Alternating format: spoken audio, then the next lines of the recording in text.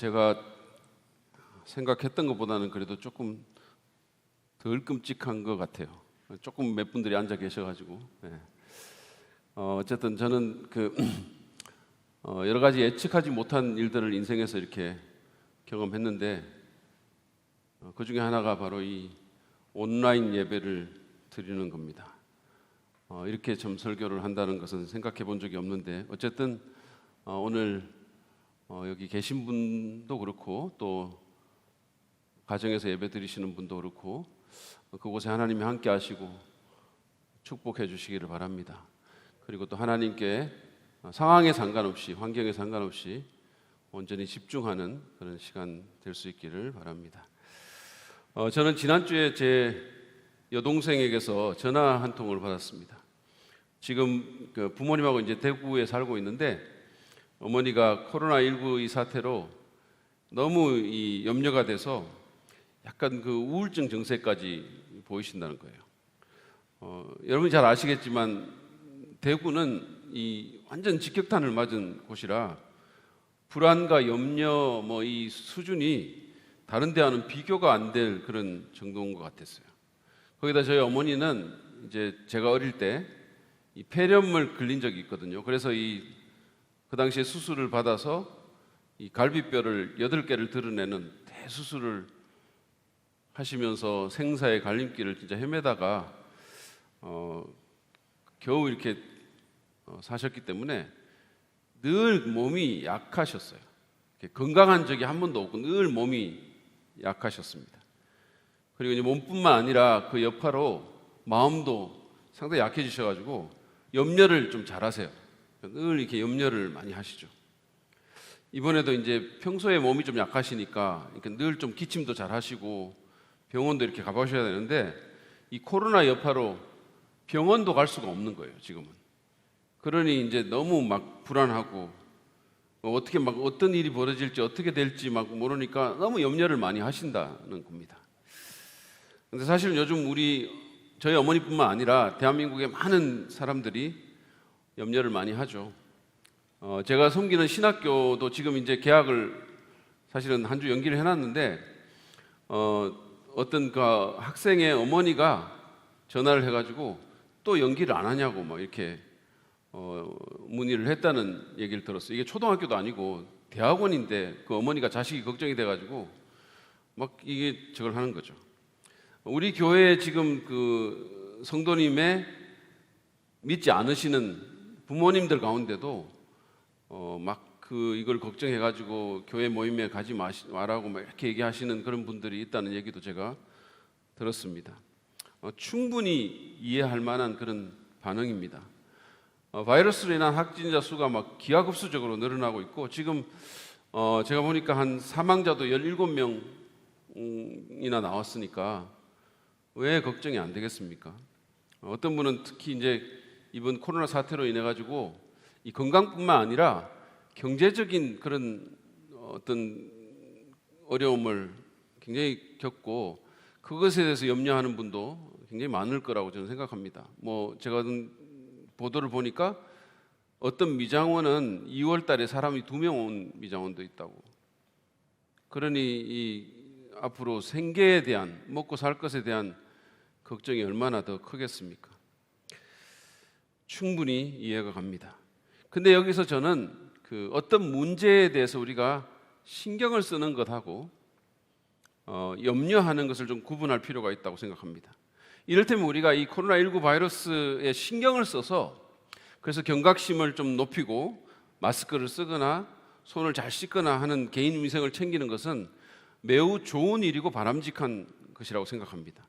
그러나 염려한다는 것은 그런 차원을 넘어서 내가 신경 쓰는 그것에 완전히 사로잡히는 거죠. 어떤 면에서 보면 그것에 지배를 받는다는 그런 뜻입니다.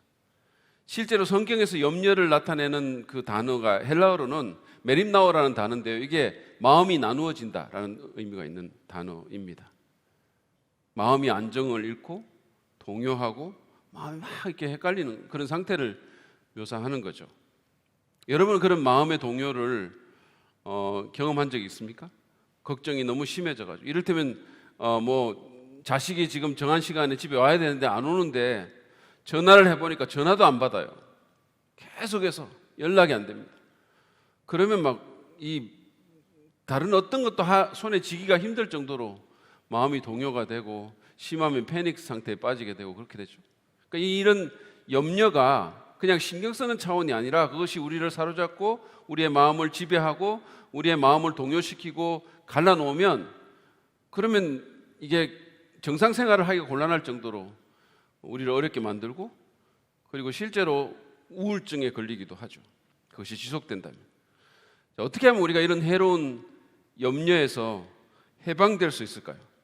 저는 오늘 그 마태복음 6장 25절부터 34절에 기록된 그런 예수님의 말씀을 통해서 염려의 문제를 좀 해결하는 그런 방안을 여러분과 나누기를 바랍니다. 제가 세 번역으로 25절부터 34절까지 읽어 드릴 테니까 여러분 댁에 계신 분들은, 가정에 있는 분들은 성경 펴시고 같이 한번 보시길 바랍니다.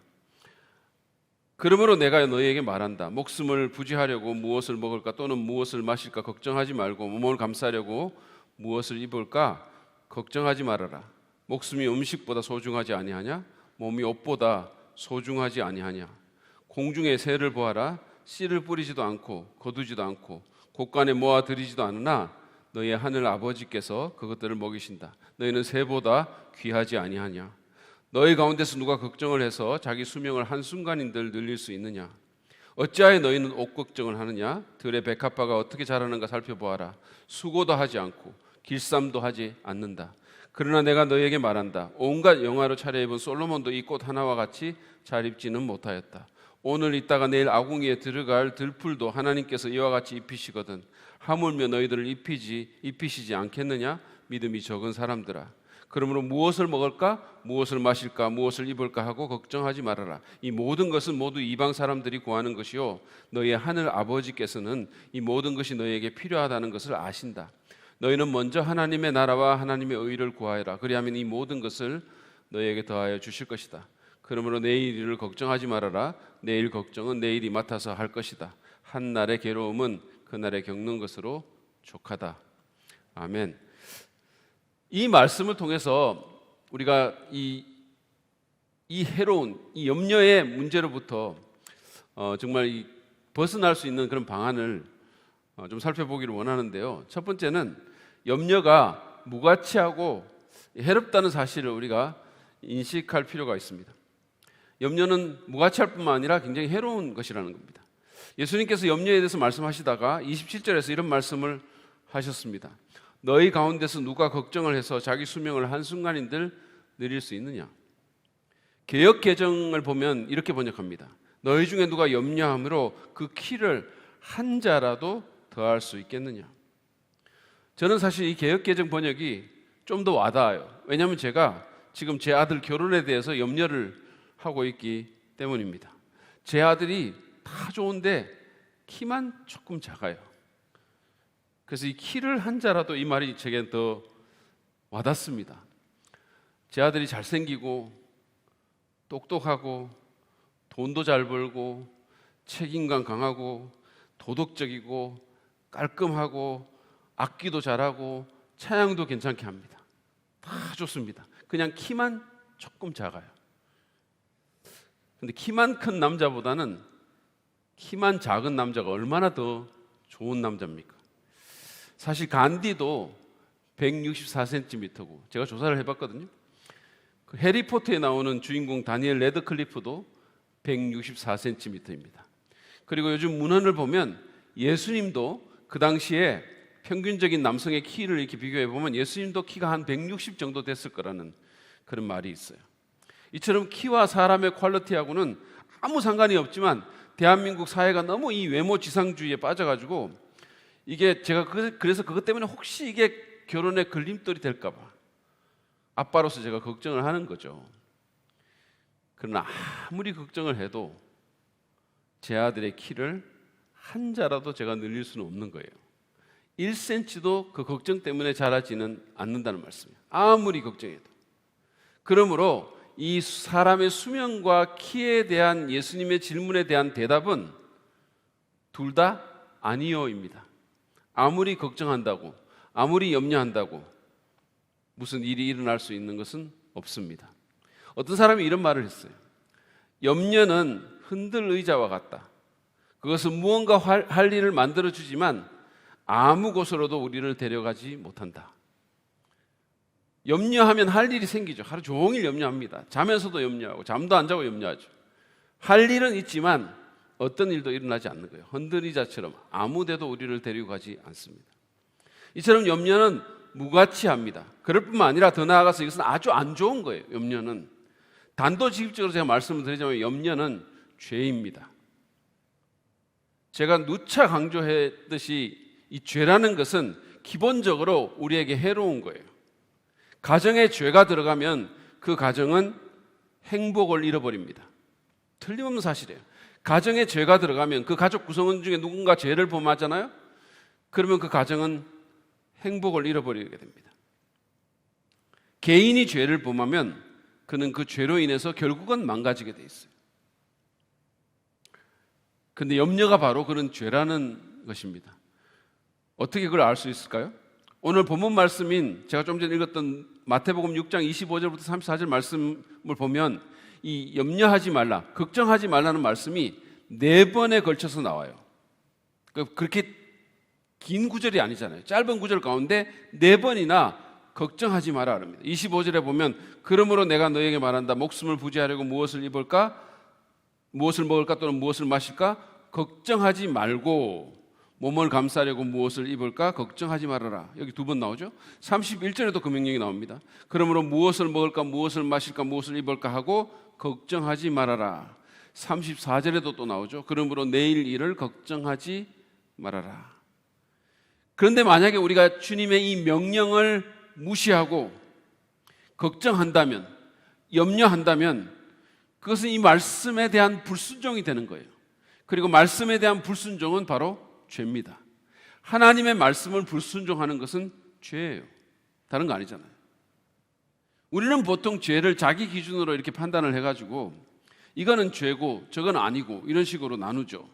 그래서 이를테면 성폭행이라든지 뭐 강도질이라든지 도둑질은 죄지만 그러나 뭐 불친절한 것, 교만한 것 또는 누구 험담을 하는 것 이런 거는 죄가 아니라고 생각하는 또는 적어도 이게 굉장히 사소한 죄라고 생각하는 그런 경향이 있어요. 우리 나름대로 죄를 그냥 나누는 거죠. 대죄와 소죄로.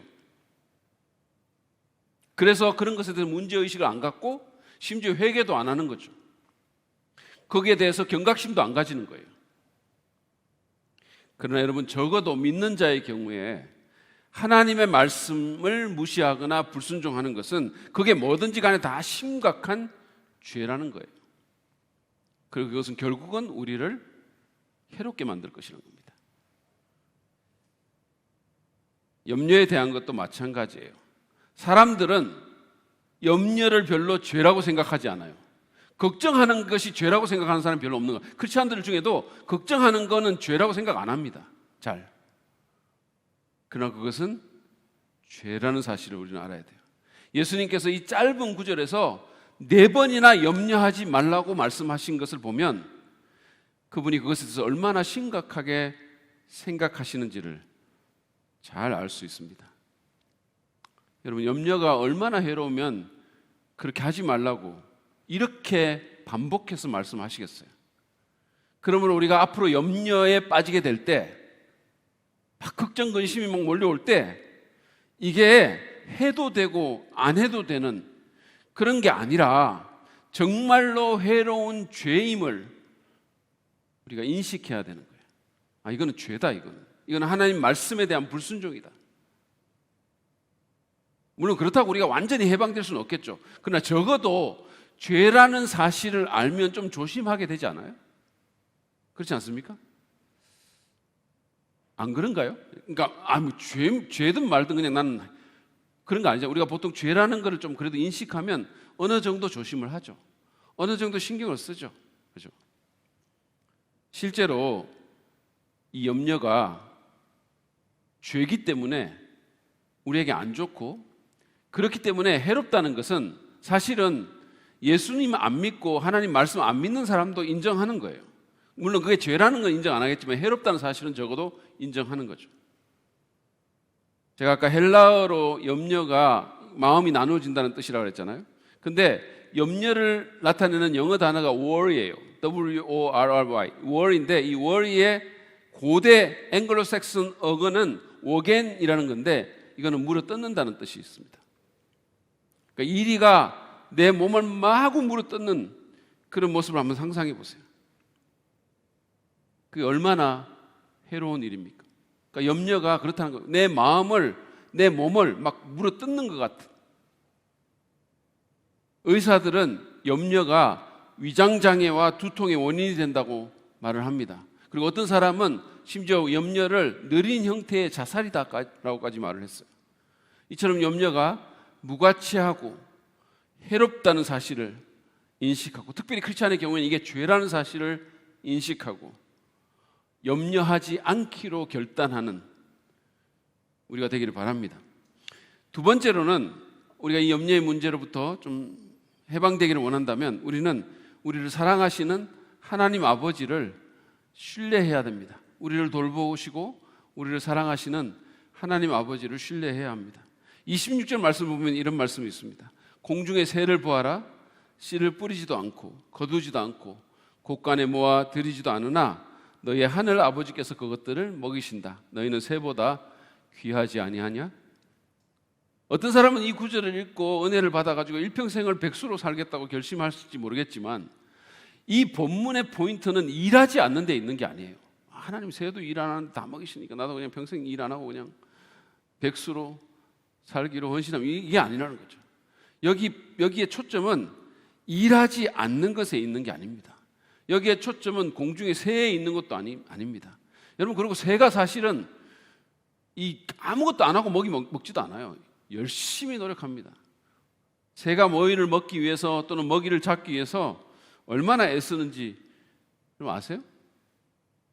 궁금하시면 500원이에요. 궁금하시면 여러분이 동물의 왕국 다큐멘터리 같은 걸 열심히 봐보세요. 저는 많이 봤어요, 그런 것들을. 이 말씀의 핵심은 그냥 본능대로 움직이는, 전혀 신경 안 쓰고 그냥 본능대로 움직이는 그 많은 새들도 책임지고 먹이시는 하나님이 우리의 하늘 아버지라는 데 있는 겁니다. 거기에 이 본문의 핵심이 있는 거예요.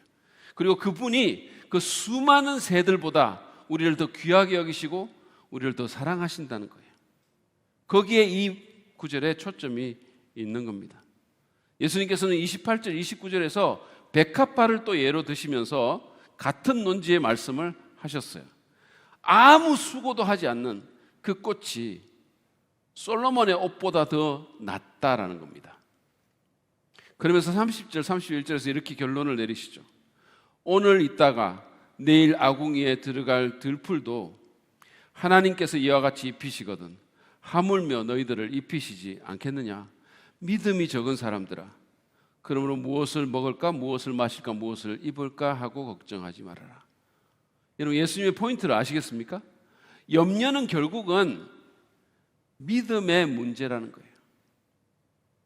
하나님이 우리의 아버지가 되시고 하나님이 그 많은 새와 풀을 먹이고 입히시는데, 그런데 우리가 계속해서 염려한다면 그거는 믿음의 문제라는 거예요.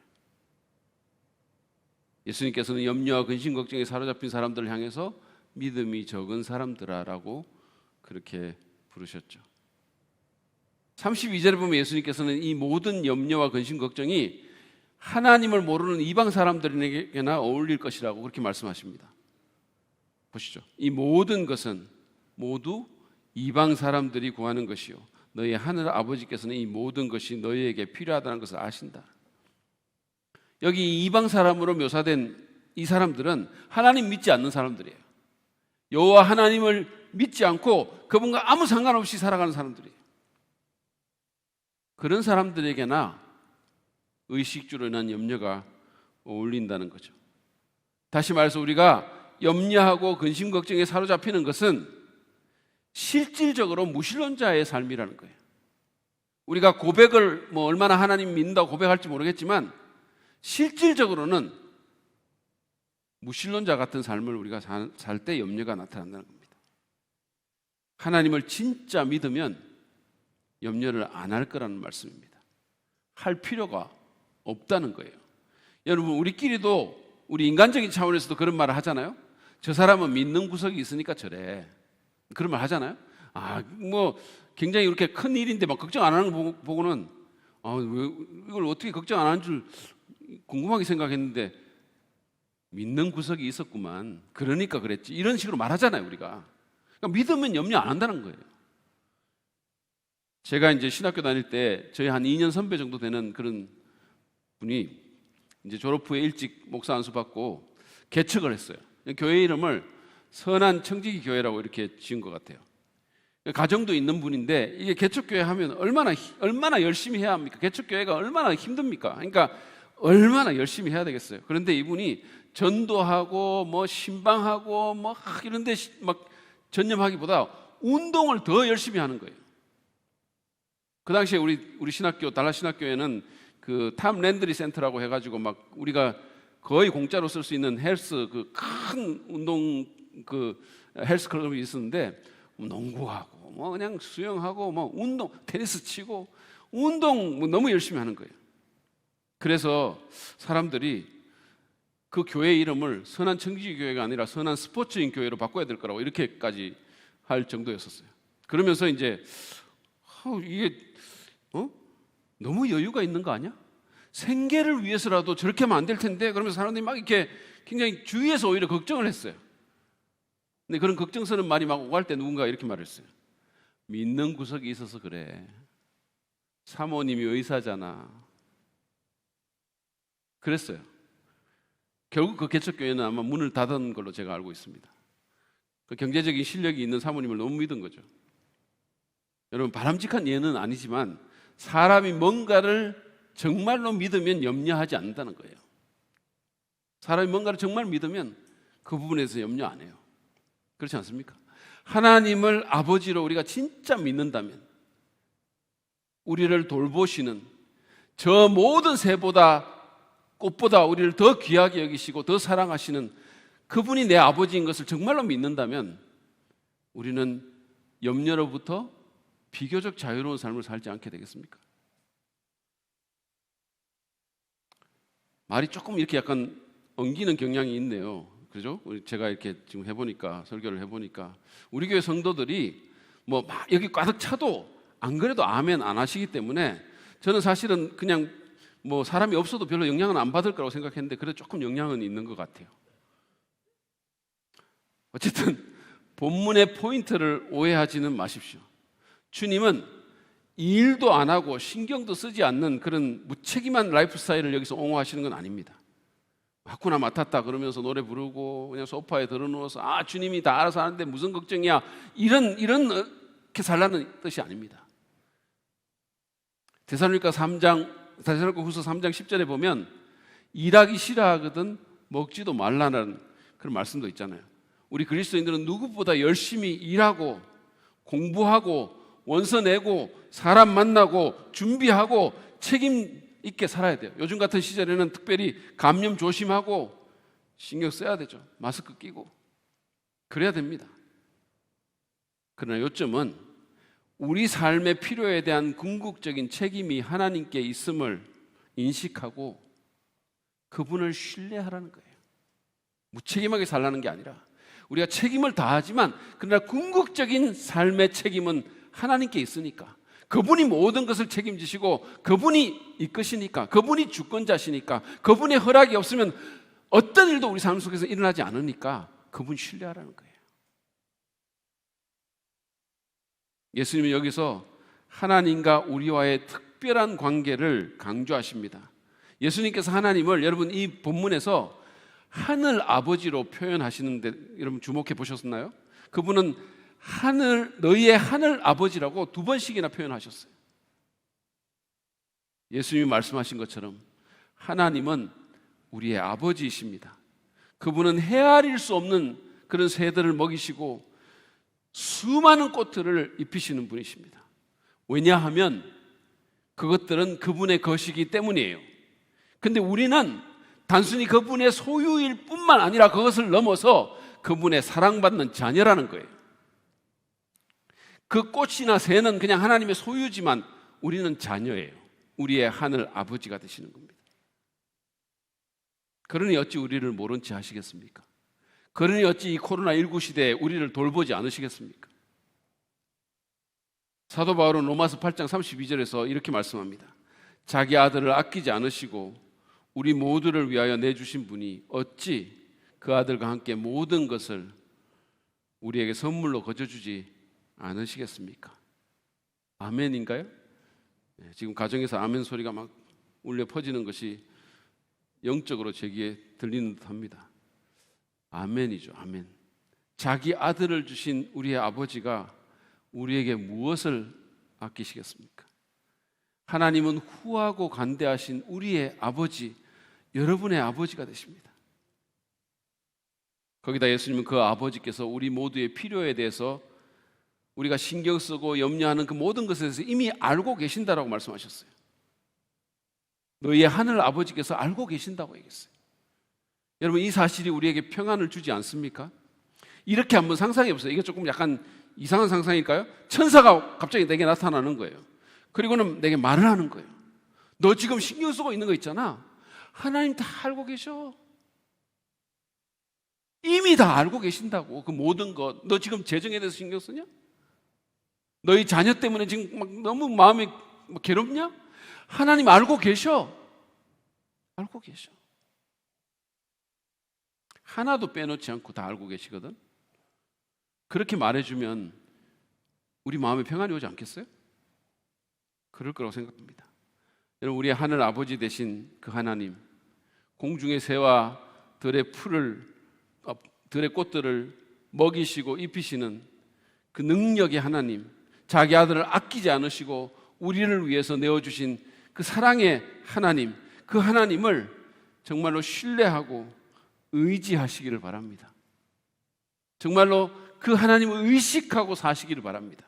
그 하나님이 진짜로 여기 계시고 나와 함께 하시고 내 모든 필요를 아시고 그리고 그 모든 것에 책임지시는 분임을 믿으면서 사시기를 바랍니다. 그러면 그렇게까지 염려하지 않아도 될 것입니다. 물론 인간이기 때문에 불쑥불쑥 걱정이 생기는 것은 어쩔 수가 없죠. 근데 그럴 때마다 여러분 하나님 생각하세요. 그리고 더 좋은 방안은 그 염려거리를 그 하나님께 기도로 넘겨드리는 거예요. 염려를 기도로 바꿔서 바로 넘겨드리는 거예요. 저는 이걸 수년째 실천해 오고 있습니다. 빌립보서 4장 6절 7절 말씀은 이런 약속을 우리한테 주죠. 아무것도 염려하지 말고 모든 일을 오직 기도와 간구로 하고 여러분이 바라는 것을 감사하는 마음으로 하나님께 아뢰십시오. 염려를 기도로 바꾸라는 거예요. 아무것도 염려하지 말고 모든 일을 하나님께 아뢰라 그랬어요. 그리하면 사람의 헤아림을 뛰어넘는 하나님의 평화가 여러분의 마음과 생각을 그리스도 예수 안에서 지켜줄 것입니다. 염려가 들끓어요. 걱정, 근심 때문에 잠이 안 와요. 그러면 그거를 계속 끌어안고 잊지 말고 기도로 하나님께 넘겨주라는 겁니다. 자꾸 기도하라는 거예요. 그러면 하나님의 평화가 우리의 마음을 지배할 것이라고 성경은 분명히 약속하고 있어요. 사람의 헤아림을 뛰어넘는 그 평화가. 그렇습니다. 아무것도 염려하지 말고 모든 일을 하나님께 말씀드리십시다. 염려를 기도로 바꾸는 훈련을 합시다. 그분이 돌보십니다. 너희는 새보다 귀하지 아니하냐? 라고 주님이 말씀하셨어요. 너희 하늘 아버지께서는 이 모든 것이 너희에게 필요하다는 것을 아신다 라고도 말씀하셨습니다. 그러므로 우리를 무엇보다 누구보다 귀하게 여기시고 우리를 책임지시고 돌보시는 하늘의 아버지를 온전히 신뢰하는 저와 여러분 되기를 바랍니다. 그러면 염려가 우리를 사로잡지 못할 것입니다. 마지막으로 우리가 이 염려로부터 해방되기 위해서는 우리 헌신의 방향을 좀 다른 데로 돌릴 필요가 있다는 겁니다. 헌신의 방향을 바꿀 필요가 있습니다. 여러분, 우리는 우리가 애정하고 우리가 애착을 갖고 우리의 마음을 주고 우리가 헌신한 어떤 것에 대해서 염려하고 걱정해요. 그냥 모든 것에 대해서 다 염려하는 게 아닙니다. 이를테면 제 아내는 제 건강에 대해서 염려해요. 걱정해요. 그렇지만 다른 남자의 모든 건강에 대해서 염려하진 않아요. 그래서 제가 막 먹는 것에 대해서 신경 쓰고 병원에 가보라고 뭐 이렇게 말하기도 하고 막 그래요. 그러나 그녀는 우리 교회 남자 교역자들이 뭘 먹는지 전혀 신경 안 써요. 염려 안 해요. 막 정재영 전도사님 보면서 막 우리 교회 와가지고 막 살이 불었다고 막 요즘 막 배가 이렇게 막 이걸 보니까 막 너무 걱정이 돼서 잠도 안 오고 그러면서 막 같이 식사하러 가면 막 정리해서 이거 먹지 마세요. 막 절대 안 그래요. 더 먹입니다. 왜냐면 남의 남편이니까. 신경 안 써요. 저도 마찬가지예요. 저는 우리 윤석헌 목사님이 3번에 있는 집을 팔고 송정지구에 이사 오지 못할까 봐 염려한 적이 한 번도 없어요. 물론 기도 제목 냈으니까 기도는 했어요. 염려한 적 한 번도 없어요. 단 한 번도 없어요. 제가 목양실에 앉아가지고 어떡하지? 윤 목사님 집이 팔렸다고 하는데 송정지구 매물이 별로 없대. 그리고 집값이 너무 올랐대. 큰일이다. 어떡하지? 설교가 잘 안 된다. 대출은 또 어떡하냐? 오늘 정말 밥을 먹을 수가 없어. 잠을 잘 수가 없어. 그런 적 한 번도 없어요. 그건 그쪽도 마찬가지일 겁니다. 우리 담임 목사님 여기 사역을 위해서는 이쪽으로 빨리 이사 오셔야 될 텐데 어떡하지? 집값은 자꾸 오른다는데 이 짬뽕밥도 맛이 없네 오늘 뭐 이런 적 없을 거예요. 아마 틀림없이 없을 거예요. 제 포인트는 뭐냐면 우리는 아무 것에나 염려하는 게 아니라 우리가 헌신하고 우리가 마음을 준 어떤 것에 대해서 우리가 정말로 소중히 여기는 어떤 것에 대해서 염려한다는 거예요. 이를테면 건강 문제나 자녀 문제나 뭐 주거 문제나 내 배우자의 관계 문제나 이런 내가 정말로 마음을 주고 내가 소중히 여기는 그런 것에 대해서 내가 염려한다는 거죠.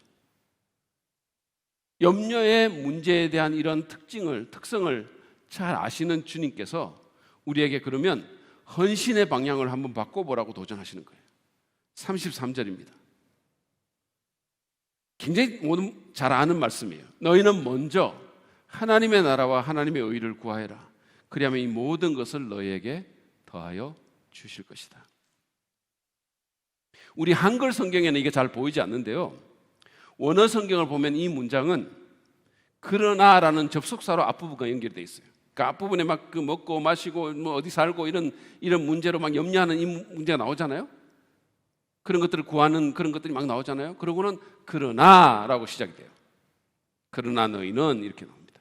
이 말은 무슨 말이냐 하면 제자들이 잘못된 것을 구하면서 살았다는 거예요. 잘못된 것에 우선순위를 두고 그런 것에 마음을 쏟고 헌신했다는 거예요. 그래서 자꾸 염려에 휩싸일 수밖에 없다는 겁니다. 자기 나라, 자기 것, 자기 안건, 자기 어떤 소중한 것들. 주님은 그들이 그리고 우리가 이제는 그 헌신의 방향을 바꾸기를 원하십니다.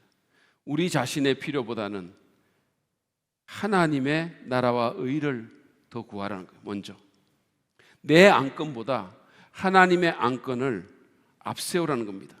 내 건강, 재정, 주거, 결혼, 직장, 가족, 사업 이런 것보다 하나님의 나라, 하나님의 의에 더 헌신하라는 거예요. 그것에 애착을 한번 가져보라는 거예요. 그것에 마음을 한번 줘보라는 거예요. 제가 말씀드리는 것은 우리 삶의 개인적인 안건들이 중요하지 않다는 것은 절대 아닙니다. 우리 자녀 문제, 가족 문제, 직장 문제 중요해요. 중요합니다. 그러나 하나님은 이런 거 다 알고 계시고 이런 거 채워질 수 있는 준비가 되어 있으신 분이시니까 우리는 거기 신경 쓰지 말고 다른 것에 애착을 가지라는 거예요.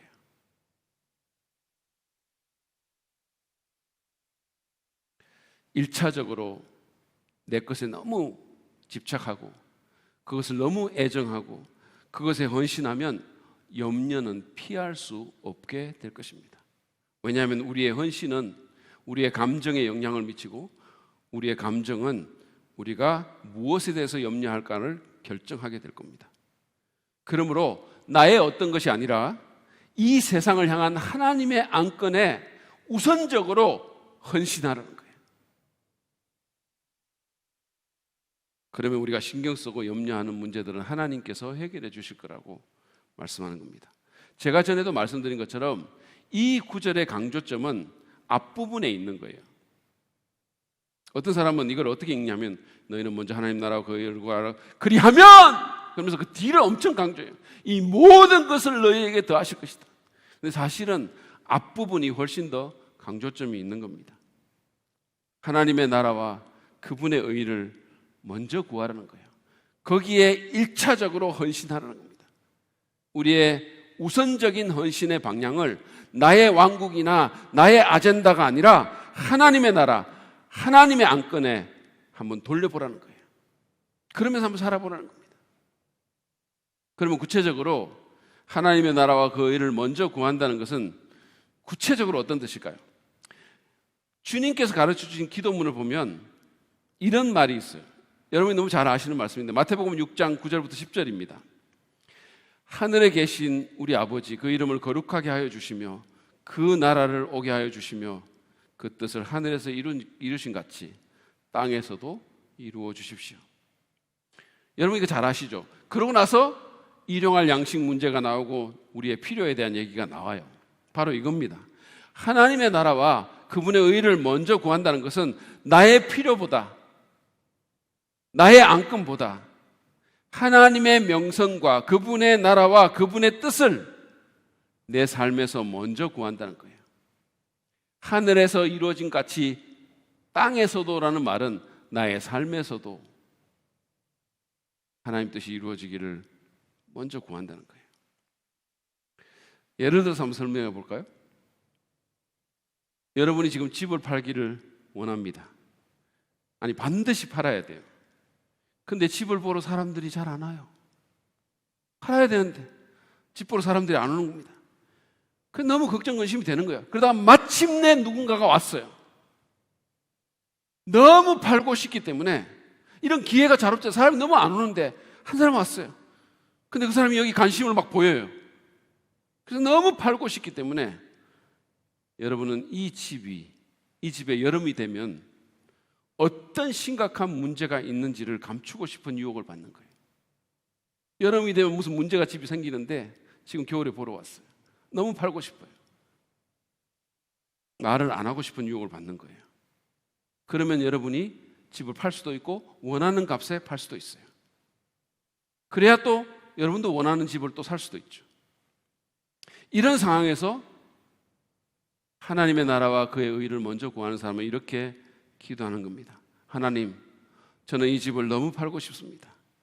이것 때문에 마음이 너무 심란합니다. 제가 정직하게 하면 앞으로 어떤 일이 일어날지 잘 모르겠습니다. 염려가 됩니다. 정말로 오랜만에 사람이 왔는데 요즘 경기도 안 좋다고 하는데 못 팔 수 있을지도 모릅니다. 그러나 하나님, 그럼에도 불구하고 당신의 뜻이 이루어지기를 원합니다. 저는 결단했습니다. 당신의 나라가 제 것보다 더 앞서기를 간구합니다. 이렇게 하는 거예요. 결혼의 경우도 마찬가지예요. 하나님, 저는 결혼이 너무 하고 싶습니다. 외로움에 정말 지쳤습니다. 결혼에 대한 하나님의 원리를 무시하고라도 이번에는 정말 결혼하고 싶은 유혹을 강하게 받습니다. 이번에 안 되면 평생 혼자 살까 정말로 두렵습니다. 정말로 염려가 됩니다. 그러나 주님, 그럼에도 불구하고 제 결혼 문제 가운데 저의 뜻보다 주님의 뜻이 앞서기를 원합니다. 저는 결단했습니다. 제 외로움을 해결하는 것보다 주님의 이름이 빛나시기를 구합니다. 여러분, 이렇게 하는 것이 우리가 하나님의 나라와 그분의 의를 먼저 구한다는 뜻입니다. 이렇게 내 안건보다는 하나님의 안건을, 세상을 향한 하나님의 그 안건을 앞에 놓는다면, 나의 나라보다는 하나님의 나라에 먼저 내가 헌신한다면 우리는 참으로 염려에서 해방된 삶을 살 수 있게 될 것입니다. 베드로전서 5장 7절은 여러분의 걱정을 모두 하나님께 맡기십시오. 하나님께서는 여러분을 돌보고 계십니다라고 말씀합니다. 여기 맡기라는 말의 원어적인 의미는 던지라는 뜻입니다. 우리의 마음을 동요시키는 그런 염려와 걱정을 하나님께 던져버리는 거예요.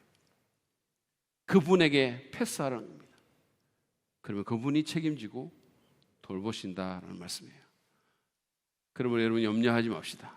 왜냐하면 염려는 무가치하고 해로운 것이기 때문입니다. 오히려 우리를 사랑하시고 우리를 돌보시는 그 하나님을 온전히 신뢰하도록 합시다.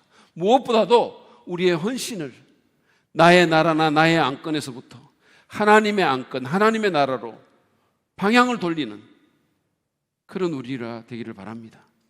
그러면 염려하지 않을 수 있습니다. 정말이에요. 우리가 정말로 온전히 하나님 신뢰하면서 내 헌신의 방향을 내가 애착하고 내가 애정하는 것을 하나님의 나라로 돌려버리면 우리는 염려에서 해방될 수 있어요. 만약에 여러분이 이 말씀을, 예수님의 이 말씀을 믿음으로 받아들이지 않는다면 염려하지 않고 살 수 있는 방법은 없어요. 정말입니다. 만약에 오늘 이 말씀을 우리가 믿음으로 받아들이지 않는다면 우리는 염려하지 않고 살 수 있는 방법은 없어요. 돈도, 교육도, 성공도, 세상의 그 어떤 것도 우리의 염려를 쉬게 하지 못합니다. 왜냐하면 문제는 계속해서 생길 것이고, 그리고 우리는 우리의 인생을 절대로 컨트롤할 수 없기 때문이에요. 어떤 일이 벌어질지 아무리 우리가 성공해도 여전히 미래는 예측 불가능할 것이기 때문입니다.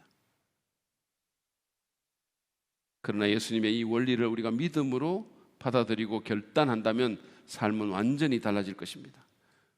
더 큰 여유와 자유와 기쁨을 누릴 수 있을 것입니다. 지금과 같은 그런 재난의 시기에도 여러분은 믿지 않는 사람처럼 불안해하고 두려워하기보다는 주님이 주시는 평안과 평화를 경험할 수 있을 것입니다. 하나님 아버지를 신뢰하고 하나님 나라의 안건을 먼저 구함으로, 거기에 내 헌신과 애정을 둠으로 염려에서 해방되는, 그래서 이 어려운 시기에 오히려 그리스도인들의 다름을 드러내고 하나님 믿고 사는 것이 얼마나 좋은가를 드러내는 여러분 모두가 되기를 진심으로 축복합니다.